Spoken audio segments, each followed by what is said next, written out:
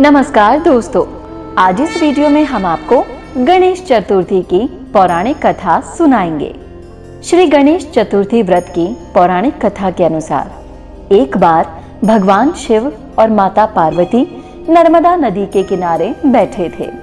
वहां माता पार्वती ने भगवान शिव से समय व्यतीत करने के लिए चौपड़ खेलने को कहा।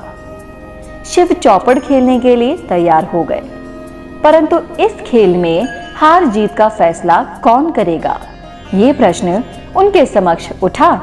तो भगवान शिव ने कुछ तिनके एकत्रित कर उसका एक पुतला बनाकर उसकी प्राण प्रतिष्ठा कर दी और पुतले से कहा, बेटा, हम चौपड़ खेलना चाहते हैं, परंतु हमारे हार जीत का फैसला करने वाला कोई नहीं है, इसलिए तुम बताना कि हम दोनों में से कौन हारा और कौन जीता।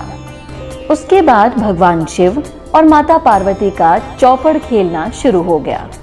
ये खेल 3 बार खेला गया और संयोग से तीनों बार माता पार्वती ही जीत गई। खेल समाप्त होने के बाद बालक से हार जीत का फैसला करने के लिए कहा गया, तो उस बालक ने महादेव को विजयी बताया। ये सुनकर माता पार्वती क्रोधित हो गई और क्रोध में उन्होंने बालक को लंगड़ा होने और कीचड़ में पड़े रहने का श्राप दे दिया। बालक ने माता पार्वती से माफी मांगी और कहा कि ये मुझसे अज्ञानतावश हुआ है, मैंने किसी द्वेष भाव में नहीं किया। बालक द्वारा क्षमा मांगने पर माता ने कहा, यहाँ गणेश पूजन के लिए नाग कन्याएं आएंगी, उनके कहे अनुसार तुम गणेश व्रत करो, ऐसा करने से तुम मुझे प्राप्त करोगे। ये कहकर माता पार्वती शिव के साथ कैलाश पर्वत चली गई। 1 साल के बाद उस स्थान पर नाग कन्याएं आई। तब नाग कन्याओं से श्री गणेश के व्रत की विधि मालूम करने पर उस बालक ने 21 दिन लगातार गणेश जी का व्रत किया। उसकी श्रद्धा से गणेश जी बहुत प्रसन्न हुए। उन्होंने बालक को मनोवांछित फल मांगने के लिए कहा।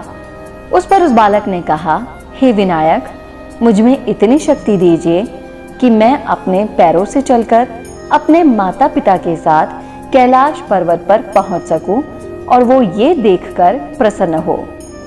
तब बालक को वरदान देकर श्री गणेश अंतर्ध्यान हो गए। इसके बाद वो बालक कैलाश पर्वत पर पहुंच गया और कैलाश पर्वत पर पहुंचने की अपनी कथा उसने भगवान शिव को सुनाई।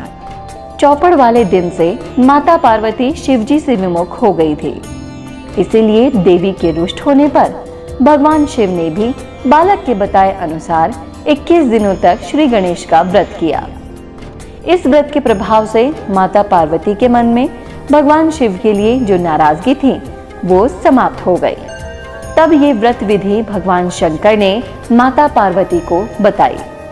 ये सुनकर माता पार्वती के मन में भी अपने पुत्र कार्तिकेय से मिलने की इच्छा जागृत हुई। तब माता पार्वती ने भी 21 दिन तक श्री गणेश का व्रत किया और दुर्वा, फूल और लड्डुओं से गणेश जी का पूजा अर्चन किया। व्रत के 21वें दिन कार्तिकेय स्वयं माता पार्वती जी से आ मिले।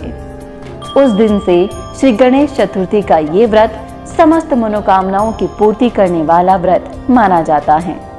इस व्रत को करने से मनुष्य के सारे कष्ट दूर होकर मनुष्य को समस्त सुख सुविधाएं प्राप्त होती हैं। बोलो गणेश जी महाराज की जय।